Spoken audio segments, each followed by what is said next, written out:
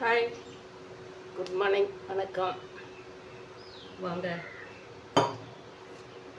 Daily இந்த அக்காவங்க டிக்கர்ஷன் சொல்கிறாங்க அப்படின்னு சொல்லிட்டு நினைக்காதீங்க. என்ன டிக்கர்ஷன் போடுறாங்கன்னு சொல்லிட்டு பார்க்கலாங்களா?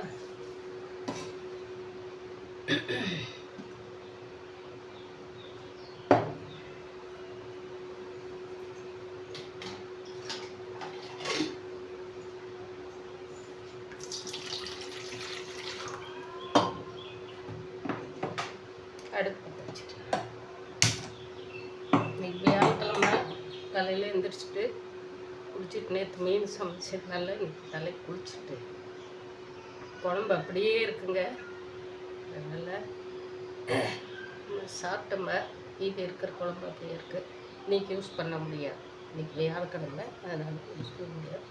வீடு வாசலெல்லாம் க்ளீன் பண்ணி குளிச்சுட்டு எல்லாம் க்ளீன் பண்ணிட்டு பையனுக்கு வந்து நம்ம இப்போ டிக்கர்ஷன் பண்ணலாம் அப்படின்னு சொல்லிட்டு ஒரே நம்ம ஒரு கடுகளவு செய்கிறது. நம்ம கடமையை செய்யணும்னு நினைக்கிறதில்ல, செய்யறம்ப தண்ணி ஊற்றி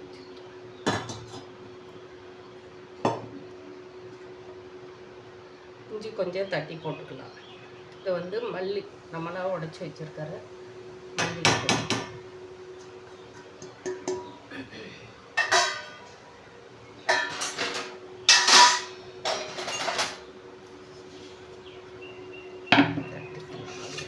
என்னென்ன போடுறேன்னு சொல்லிட்டு அப்படியே பார்த்துக்கலாம்.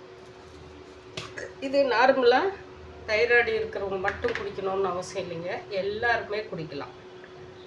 நார்மலாக இது குடிக்கிறது உடம்புக்கு நல்லது, எல்லாருக்குமே தெரியாது மேக்ஸிமம். ஆனால் இது ரெடி பண்ணி வச்சு குடித்தாலும் சரி, டெய்லி இப்படி போட்டு குடித்தாலும் சரி. ஜீரகம், கொஞ்சம் ஜீரகம்,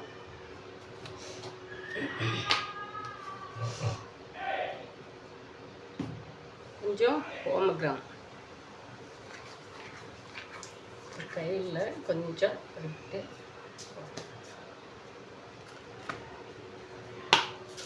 அவ்வளோதான். இந்த இஞ்சி தட்டி போட்டு நல்லா கொதிக்க விட்டுடலாம். நம்ம டீ போடுறதா இருந்தால் நம்ம டீ தூள் கொஞ்சம் போட்டுக்கலாம். டீ தூள் அதோட போட்டு மிக்ஸ் பண்ணி நாட்டு சர்க்கரை போட்டு டெய்லியே குடிச்சிட்டு வந்தால் உடம்புங்களுக்கு என்ன பிரச்சனை இருக்கிறவங்களுக்கு என்ன நன்மை கிடைக்குதுன்னு சொல்லிட்டு நீங்களே பார்த்துக்கலாம். அதை நம்ம சொல்லணுன்னா அவசியம் இல்லை. ஏன்னா அந்த அளவுக்கு வந்து இது நம்ம எந்தெந்த பொருளை வந்து நம்ம இதெல்லாம் ரொம்ப சீப்பாக இதை யார் பொழப்பு கட்டு போய் செஞ்சுட்டுக்கிறது, இது ஒரு பொழப்புன்னு சொல்லிட்டு இருக்கிறாங்க, இது ஒரு இதுன்னு சொல்லிட்டு இருக்கிறாங்க அப்படின்னு நினைக்கிறாங்க பார்த்தீங்களா?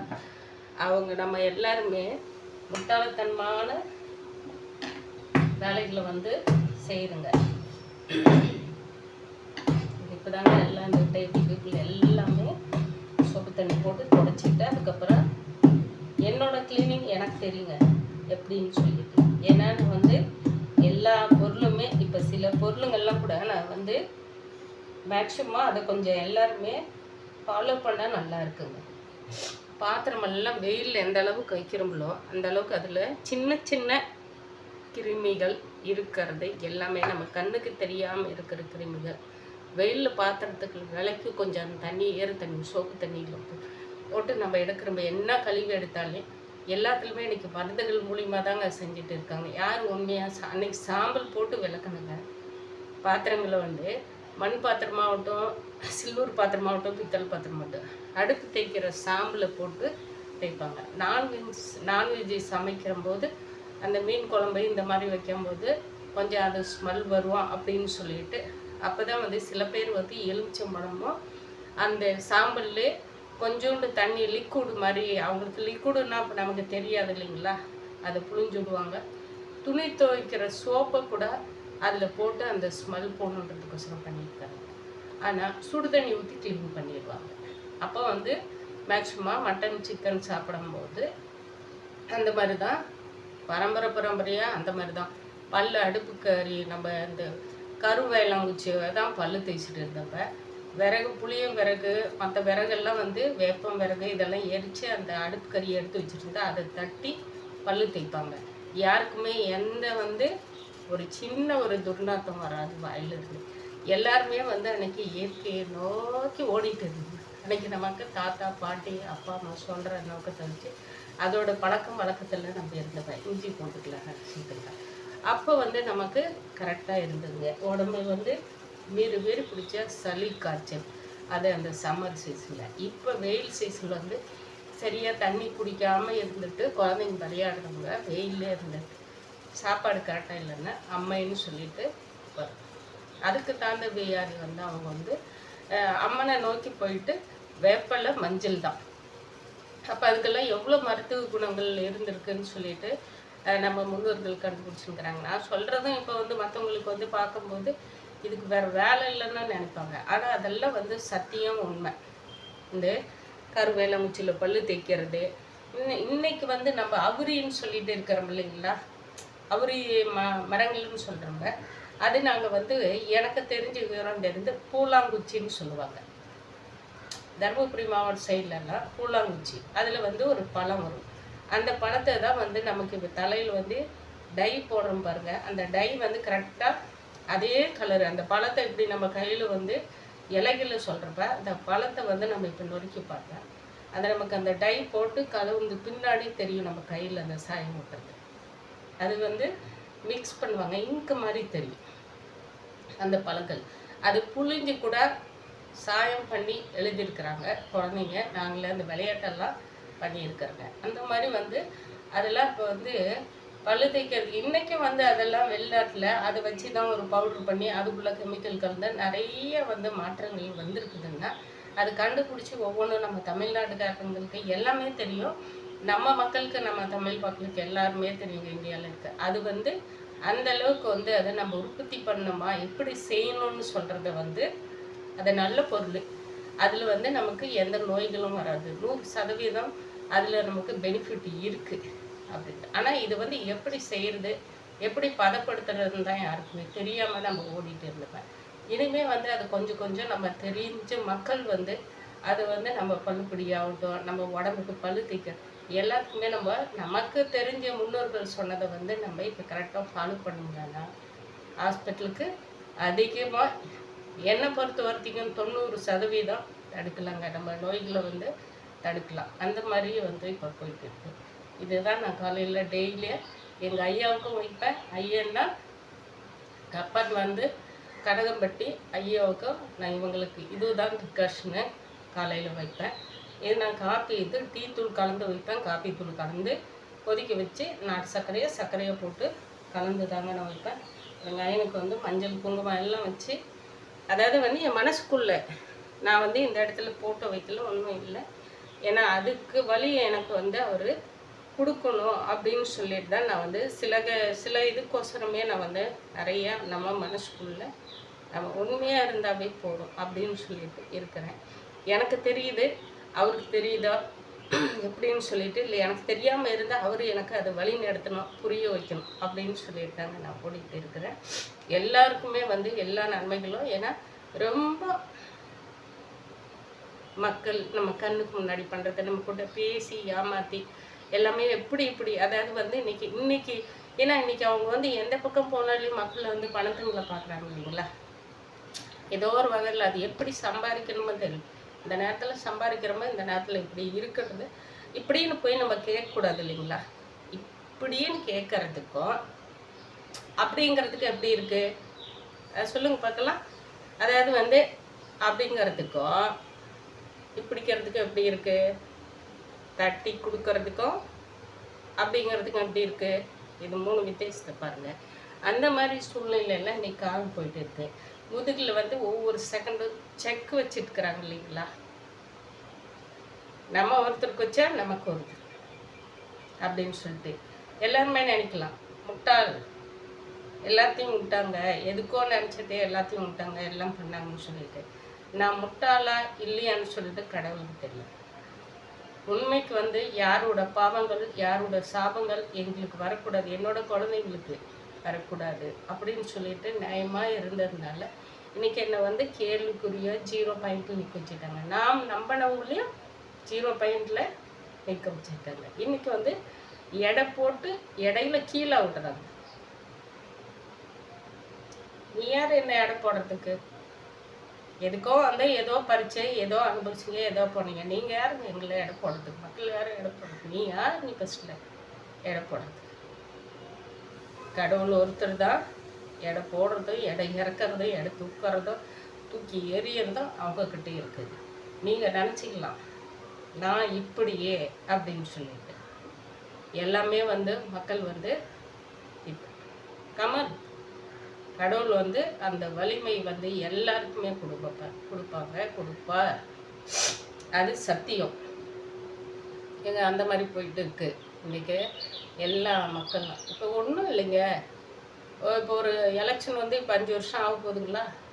4 வருஷம் யாராவது எந்த கட்சிக்காரராது வந்து எந்த ஏரியாவில் எந்த பக்கம் எங்கே சாஞ்சிருக்குது, எங்கே பூட்டி இருக்குது, எங்கே உடஞ்சிருக்குது, எந்த பாத்ரூமில் தண்ணி இல்லை, எந்த ஏரியாவில் நல்ல தண்ணி இல்லை, எந்த டிச்சு அடைச்சிருக்குது, என்ன பண்ணியிருக்கிறாங்கன்னு ஒரே ஒரு அரசியல்வாதி. ஜெயிச்சிங்களா இருக்கட்டும் ஜெயிக்காதே இருக்கட்டும், நான் போராடிட்டு இருக்கிறேன், நான் மண்ணை தூக்குறேன், மலையை உடைக்கிறேன் அப்படின்னு சொல்லிட்டு ஓடி இருக்கிற மக்கள் எல்லாம் யாருமே வந்து 10 பைசா அவங்க கையில் இருந்து போட்டு எவனுமே செலவு பண்ணதே இல்லை. சாரிங்க, ஆமாங்கன்றதுக்கு மன்னிச்சுக்கோங்க. ஏன்னா அந்த அளவுக்கு மக்கள் வந்து பாதிக்கப்பட்டிருக்கிறாங்க. நான் மட்டும் இல்லைங்க, எல்லாருமே. நான் பாதிக்கப்படணும்னா இல்லையோ பொதுவாக பேசுகிறேன். எல்லா மக்களும் வந்து அந்த மாதிரி தான் நடந்துட்டு இருக்காங்க. இந்த 1000 ரூபாய் பணம்னு சொல்லிட்டு ஒன்று ரேஷன் கார்டில் போட்டு இருக்காங்க இல்லைங்க, அது எத்தனை லட்சம் மக்களுக்கு போயிட்டு கிடைக்குது? எத்தனை லட்சம் மக்கள் இல்லைன்னுக்குறாங்க. ரேஷன் கார்டுக்கு தானே கொடுக்குறீங்க. உங்களுக்கு ஏன் காரு பங்களா அவன் பென்ஷன் வாங்கலை, அவன் சம்பாதிக்கலன்னு சொல்லிட்டு உங்களுக்கு ரேஷன் கார்டு ஒவ்வொருத்தருக்கும் ஒரு சீல் போட்டு கொடுத்துருக்குறீங்களா? ரேஷன் கார்டுக்கு இவங்களுக்கு தான் பணம் கொடுக்கணும், இவங்களுக்கு தான் அரிசி பருப்பு கொடுக்கணும்னு சொல்லிட்டு பொதுவாக எல்லாருக்குமே ஓட்டு குத்துறவங்களுக்கு எல்லாருக்குமே கிடைக்கணும்னு தானே போட்டிருக்காங்க. அப்போ நீங்கள் அறிவிக்கிறது வந்து எல்லாருக்குமே சேரணும். அதை வச்சு தான் அவங்க பொழப்பு ஓடுறதில்ல, அதை வச்சு தான் அவங்க பிள்ளைங்களை படிக்க வைக்கிறதில்ல, அதை வச்சு தான் அவங்க லைஃப்பை தாண்டதில்லை. இன்றைக்கி ஒரு குடும்பத்துக்கு சாதாரணமாக மிடில் ஃபேமிலிக்கு வாடகை இருக்கிற வீட்டுக்காகட்டும் இல்லாத வீட்டுக்காகட்டும் 25,000 ரூபாய் இருந்தால் தான் நார்மலாக ஃபேமிலி ஓட்ட முடியுது, குடும்பத்தை சமாளிக்க முடியும். அன்றாட காட்சிக்கு 25,000 ரூபாய் மாதம் இருந்தால் தான். என்ன செஞ்சுருக்குது கவர்மெண்ட் சொல்லுங்கள் பார்க்கலாம்? அவன் உடைக்கிறான், ஏதோ பண்ணிட்டு இருக்கிறான். எப்படி பண்ணிட்டு இருக்கிறான் சொல்லுங்கள் நீங்களே. நல்லா பொய்ய சொல்கிறான், பித்தலாட்ட பேசுகிறான், லஞ்சம் வாங்குறான், ஊழல் பண்ணுறான், என்னவா பண்ணுறாங்க? கொண்டாட்டி பிள்ளைங்களை காப்பாற்றணும், குடியை நம்ம கொஞ்சம் இங்கே பாதி காப்பாற்றணும்னா குவார்டர் கடையில் பாதி விடணும், சீட்டு விளையாடுறதுல விடணும், சீட்டு கிழிக்கிறதுல விடணும். இத்தனையும் கவர்மெண்ட் எடுத்து உள்ளே வச்சுக்குவான்னா அதில் தான் வருமானம் வருதுன்னுவானா. படித்த பசங்களை எல்லாமே இன்றைக்கி 25 வயசு 18 வயசு 26 வயசில் 15 அன்றைக்கி 18 வயசில் கல்யாணம் பண்ணவங்க கூட 100 வயசு நல்லா வாழ்ந்துருக்கிறான். விவசாயம் செய்கிறவங்க எல்லாமே பண்ணியிருக்கிறாங்க. இன்றைக்கி படித்து முட்டாளாகி, அதாவது அன்றைக்கெல்லாம் தாய் தப்பம் 25 வயசில் அடித்து கூட ஏற்றுக்கிறாங்க. இன்றைக்கி ஒன்றும் இல்லைங்க, 5 வயசு பிள்ளைங்களை மிரட்டி பாருங்க எங்கே போய் நிற்குது. அந்த அளவுக்கு நாடு வந்து நாடகம் ஆடிட்டு பொழப்பாக போயிட்டு இருக்குதா?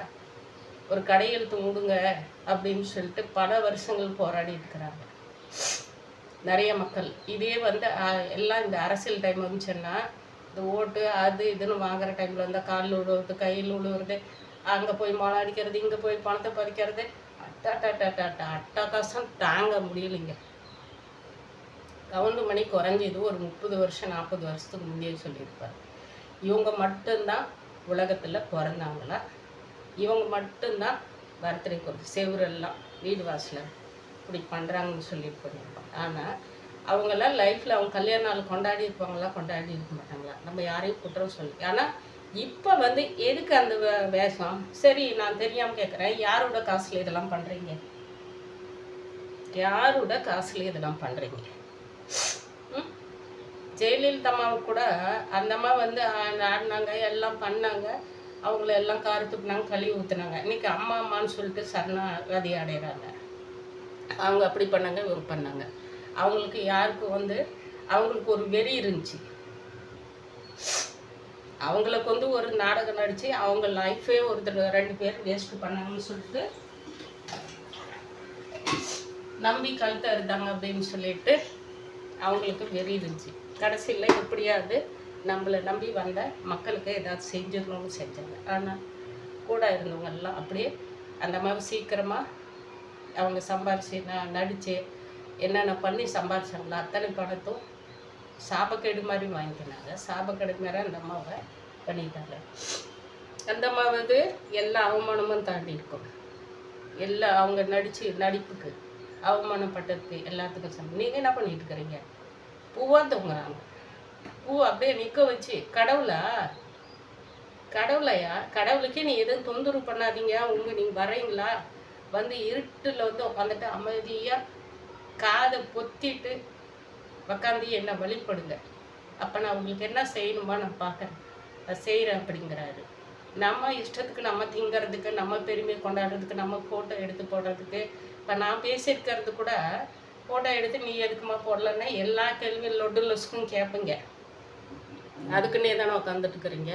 யார் கூடயாவது பேசணும் இல்லை, ஏதாவது சொல்லணும் இல்லை ஒரு மக்களுக்கு. இதெல்லாம் எதுக்கு கொண்டாட்டுக்கிறீங்க? உங்கள் அப்பா அம்மா காலில் உளுந்து பாருங்கள்.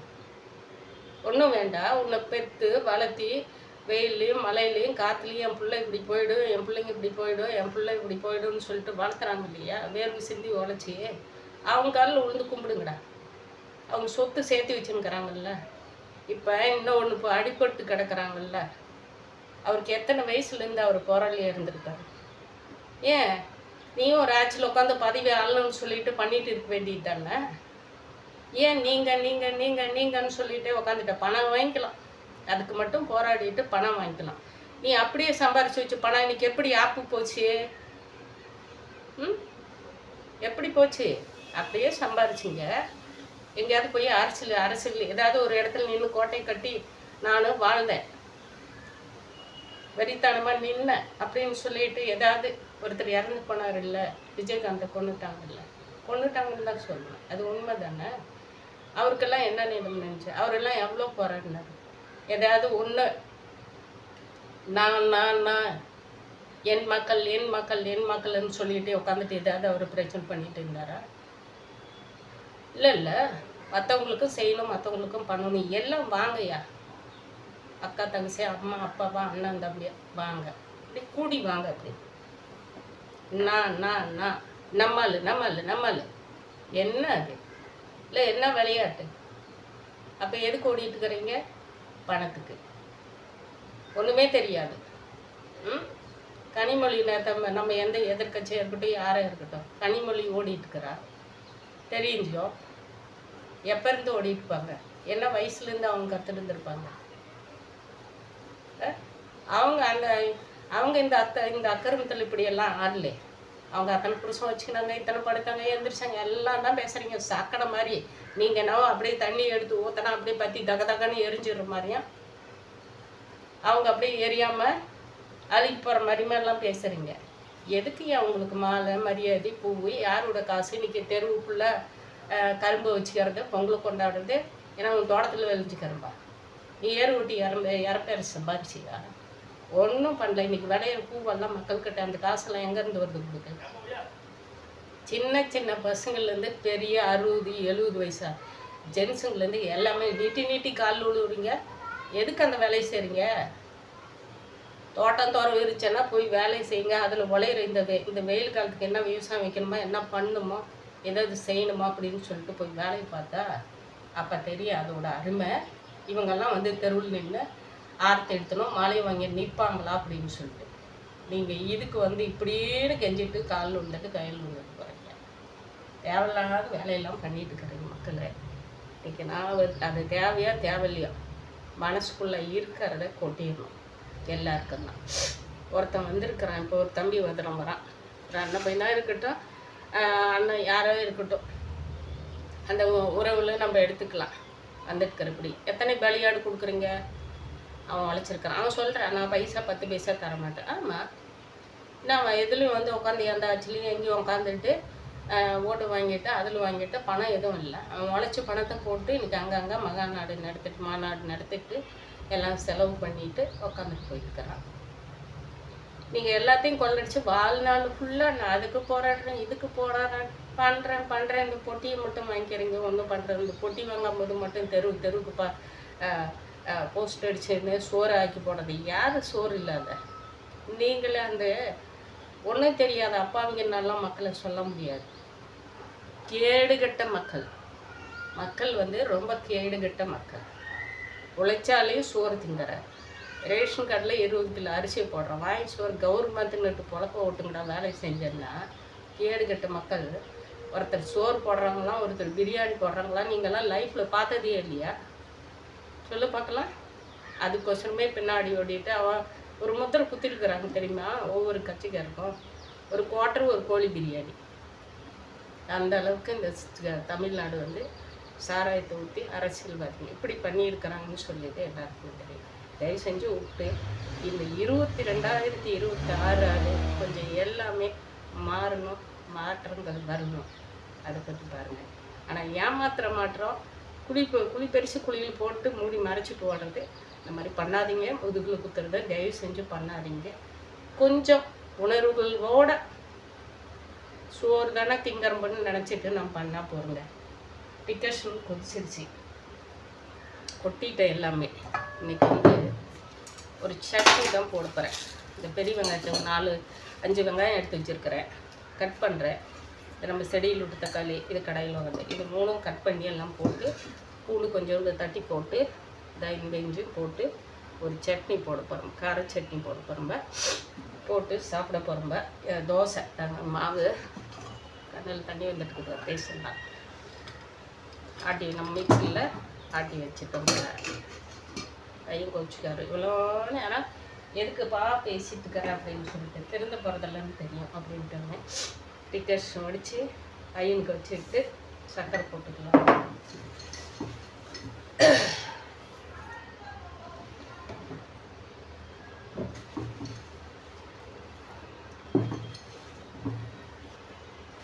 அந்த அம்மா நாட்டை ஆண்டு கலைஞர் எம்ஜிஆர் எல்லாருமே அப்படியே கைக்குள்ளே வச்சுட்டு ஆட்டி படைச்சவங்க கூட இவ்வளோ பூவை போட்டு அசிங்கம் படுத்தினேன் உருன்னு கை தட்டிட்டு அந்த அம்மா கூட இப்படி நடந்தது இல்லைங்க. ரொம்ப அட்டகாசங்க அப்பா. அட்டகாசத்தில் அட்டகாசம் இவ்வளோ ஒரு அட்டகாசம் பண்ணிட்டு இருக்கிறாங்க. மக்கள் வந்து முட்டாளாக போயிட்டு போகுது. இவங்க பண்ணுறது தான். நினச்சா ஹாஸ்பிட்டலுக்கு போயிட்டு நோயாளிகளை கொண்டு வந்து எவனும் வரக்கூடாதுன்னு அவன் மேலே ஒரு பழியை போடணும்னு சொல்லிட்டு அது ஒரு பக்கம் ஓடிட்டு இருக்குது. கொஞ்சம் காப்பி தூள் போட்டுக்கிறேங்க. இது காப்பி தூள்னா காப்பி கொட்டையை வந்து வறுத்து வேறு எதுவுமே கலக்காமல் மிக்சியில் போட்டு அரைச்சிப்போம். பண்ணுங்க, நியாயமாக பண்ணுங்க.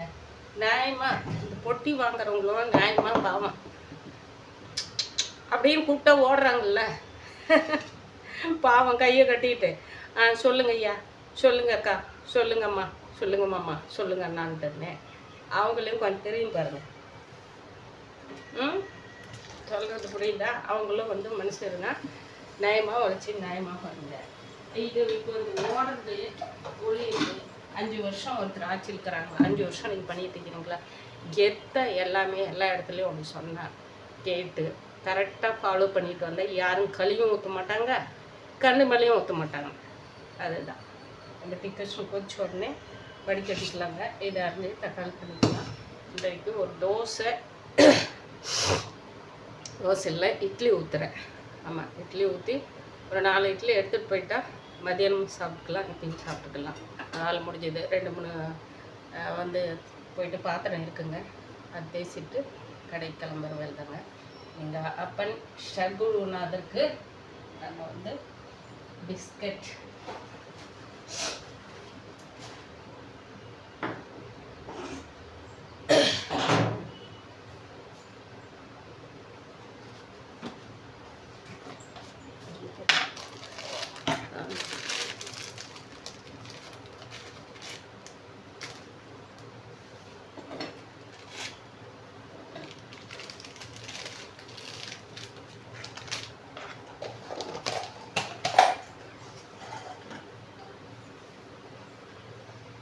பேசுகிறவங்களெல்லாம் வாய் அடைக்கிற மாதிரி ஏதாவது ஒன்று பண்ணிகிட்டு இருக்காங்க மக்கள். அதுதான் வந்து கஷ்டமாக போயிருப்பா. எவ்வளோ பேர் விவசாயக்காரர் பண்ண என்னத்துக்கு நாடகம் நடிக்கிறேன், என்னத்துக்கு பண்ணுறேன் அப்படின்னு சொல்லிட்டு இருக்காங்க மக்கள். பாருங்கள், இங்கே ஸ்டாண்டு வைக்கிறதுக்கு செட் ஆகுங்க. அதனால தான் அவங்க இந்த இடத்துல ஸ்டாண்டு வைக்க முடியும். நம்ம பையனுக்கு வந்து மஞ்சள் குங்குமம் நம்ம செடியில் விட்டு பூ 3 வகை பூ எல்லாமே வச்சு அதே மாதிரி சர்க்கரை உப்புக்கும் எப்பவுமே அது செய்கிறதாங்க. நான் வியாழக்கிழமை தொடச்சிட்டு மஞ்சள் குங்குமம் நான் வைப்பேங்க. இன்னைக்கு வந்து ரொம்ப நேரம் பேசிட்டுங்க. சரி தாய் மக்களை எல்லாருமே வந்து இந்த வெயிலில் சம்மர் சீசனில் மேக்ஸிமம் கொஞ்சம் அவங்கவுங்க உடம்பை அவங்கவுங்க தான் பார்த்துக்கணும்னு சொல்கிறாங்க இல்லைங்களா, அதை கொஞ்சம் நம்ம ஃபாலோ பண்ணலாங்க. எல்லாருமே முடிஞ்ச அளவுக்கு மேக்ஸிமம் எல்லாரையும் கும்பிட்டு கேட்டுக்கிறேன். ஐயாவுக்கு வந்து இப்போ வர்ற சனி ஞாயிறு அதாவது வெள்ளிக்கிழமை இருந்தே ஃபாலோ பண்ணிக்கலாம். நீங்கள் நாளைக்கு இருந்தே கூட இன்றைக்கி இருந்தே கூட நிறைய பேர் மாலை போட்டிருக்கிறாங்க. பல லட்சம் மக்கள் மாலை போட்டிருக்கிறாங்க. ஐயாவுக்கு எல்லா கோயிலுக்கும் போகிற மாதிரி போட்டிருக்கிறாங்க. ஆனால் இதில் வந்து கொஞ்சம் வித்தியாசமாக டிஃப்ரென்ஸாக இருக்கும். ஐயா வாழ்ந்ததும் இருந்ததும் வித்தியாசமாக. ஏன்னா அவர் நம்ம மாதிரி ஒரு விவசாய மகனாக பிறந்து வளர்ந்து அவர்கிட்ட எல்லா கடவுளும் எல்லா சித்தர்களும் வந்து அவர் உடம்புக்குள்ளே பூந்து நமக்கு வந்து நல்லது கெட்டது அறிகுறியாக அவர் உயிரோட இருக்கும் போதே சொல்லி போயிருக்கிறாரு. இப்பயும் ஒவ்வொரு செகண்டுக்கும் நமக்கு வந்து அந்த எல்லா எல்லா கடவுளோட சக்தி, கடவுள்ன்றது ஒருத்தர் தான். நானே வந்து மறுபடியும் இப்போ தப்பாக பேசுகிறேன். கடவுளோட சக்தி அந்த அனுகிரகம் அப்படியே அவருக்குள்ளே இருந்து நமக்கு குலதெய்வம், நமக்கு இஷ்ட தெய்வங்கள் இருக்கிற இடத்துல நம்ம எந்தெந்த இடத்துல தவறு செஞ்சுருக்கிறோம், எந்தெந்த இடத்துல நம்மக்கிட்ட வந்து நம்ம குலதெய்வம் நமக்கு வந்து இந்த நவகிரகங்கள் சொல்கிறோம் இல்லைங்களா, அவங்க எல்லாருமே நமக்கு வந்து தடை பண்ணி வச்சுருக்கிறாங்க. அத்தனை உயிரினங்கள்கிட்டையும் அத்தனை சக்திக்கிட்டையும் ஒவ்வொரு சக்திக்கிட்டையும் சேர்ந்து ஐயன் வந்து இவங்களுக்கு என்னோட இடத்துக்கு வந்துட்டாங்க. நான் கொடுத்தே ஆகணும். அந்த குழந்தைங்களுக்கு நான் பார்த்துக்கிறேன். இனிமேல் நான் புரிய வச்சுக்கிறேன். நான் இனிமேல் அவங்கள நல்ல பாதையில் வாழ வைக்கிறேன் அப்படின்னு சொல்லிட்டு நமக்கொசரமே போராடி இந்த ஒரு சாக்கடைங்களுக்கு அற்புதம் கொடுத்து வாழ வைக்கிறாரு நம்மள மாதிரி ஐயா. எல்லாம் முடிஞ்ச அளவுக்கு நம்ம 12வது வருஷமாக நம்ம என்ன கலந்துக்கிட்டு இல்லை. அதாவது பெரியம்மா அம்மா கூட பிறந்தவங்க தான் நமக்கு தீட்டு இல்லைங்கிறாங்க. இருந்தாலும் நமக்கு மனசு கொஞ்சம் ஏற்றுக்க முடியலைங்க. அதுக்கு முந்தைய வந்து பங்காளிங்க ஒருத்தர் இறந்துட்டாங்க. அது வந்து தீட்டு. அவங்களுக்கு 3 மாதம் ஆகணும்னு நினைக்கிறேன். இருந்தாலே நம்ம ஒன்று சுமந்துட்டுக்கிறோம் இல்லைங்களா, வாரன்றது அந்த உரிமையே நமக்கு இல்லை அப்படின்னு சொல்லிட்டு மற்றவங்க ஒதுக்கி விட்டு போனாலையும் நம்ம ஒன்று சுமந்துட்டுக்கிறோங்க. அதுக்கு நம்ம உண்மையை நடந்துட்டு போயிடலாம். அதுக்கோசரம் வந்து ஏன்னா அவங்கெல்லாம் நம்ம கையில் வந்து ஒருவேளை சாப்பாடாவது நியாயமாக வாங்கி சாப்பிட்டு அந்த உரிமை கொண்டாட்டு போனவங்க. அதனால் அவங்களுக்கோசரமாக நம்ம இருந்துக்கலாம்னு சொல்லிட்டு 3 மாதத்துக்கு நம்ம எங்கேயும் போகல. டக்குன்னு அம்மா அது ரத்தத்துக்கு சம்மந்தப்பட்டது தானே. அதனால் அவங்க காரியம் முடிஞ்சதுக்கு அப்புறமா நம்ம போய்க்கலாம் அப்படின்னு சொல்லியிருந்தால் ஐயாவுக்கே தெரியும். உலகாலும் அந்த கடவுளுக்கே தெரியாதுன்னு நமக்கு ஒன்றும் தெரிய போகிறதில்ல. அதனால கொஞ்சம் தள்ளி போட்டேன். குரு பூஜை முடிஞ்சதுக்கு அப்புறமா நம்ம ஐயனை போயிட்டு எல்லாத்துக்கும் மன்னிப்பு கேட்டு அவர்கிட்ட சரணாகதி அடைஞ்சிடலாம். முடிஞ்ச அளவுக்கு எல்லாருமே போங்க. நோயாளிங்க அதே மாதிரி இந்த ராகு கேது சனி தசை நடக்கிறவங்க எல்லாருமே ஐயன் கால்கிட்ட போயிட்டு அதாவது அவரோட கிரேஸ் வந்து அவரோட சக்தி வந்து பல்லையிலேருந்தே நமக்கு ஸ்டார்ட் ஆகுதுன்னு நினைக்காதீங்க. நம்ம வீட்டிலேருந்தே நம்ம கிளம்பணுன்னும் போதே ஐயன் நம்ம குலதெய்வங்கிட்ட இருந்து பர்மிஷன் வாங்கணும் கிளம்பும்போதே நம்மளை வந்து வழி நடத்தி கூட்டிகிட்டு போகிறாரு. அந்த அளவுக்கு பாதுகாப்பாக அதை நம்ம வந்து உண்மையை புரிஞ்சால் மட்டும்தாங்க தெரியும். அவரோட சக்தி வந்து புரிஞ்சிக்கிற அளவுக்கு நம்ம மற்றதெல்லாம் எதுன்னு போயிட்டு எண்ணங்களை வந்து அழைப்பாய் விட முடியும். உண்மையிலேயே அவரை புரிஞ்சால் யாருமே வந்து நோயில் வந்து தவிர்க்க மாட்டாங்க. அதே மாதிரி மேக்ஸிமம் இந்த செய்வனு பண்ணுறது மருந்து மாயங்கள்னு ஓடிட்டுருக்கிறாங்க பார்த்தியா, அதை எல்லாமே அவர்கிட்ட போனால் ஸ்டாப் பண்ணிடுவார். அவரே அதெல்லாம் பார்த்து யார் பண்ணுறாங்களோ அவங்களுக்கு என்ன அடி கொடுக்கலாம், அதை எப்படி எரிய வைக்கலான்றத ஐயா மட்டும்தாங்க அதெல்லாம் செய்கிறாரு. அதனால நம்ம மேக்ஸிமம் எல்லாருமே முடிஞ்ச அளவுக்கு குரு பூஜையில் கலந்துக்காங்க. அப்படி தவற விட்டால் பௌர்ணமி பூஜைக்காவது போயிட்டு வந்துடுங்க. மக்களே பாய், ரொம்ப நேரம் பேசிட்டேன். நான் ஐயாவுக்கு இப்போ வந்து ரிக்வெஸ்ட் வந்து நான் படிக்க தீட்டேன் பத்தி குச்சி போடுறேன்.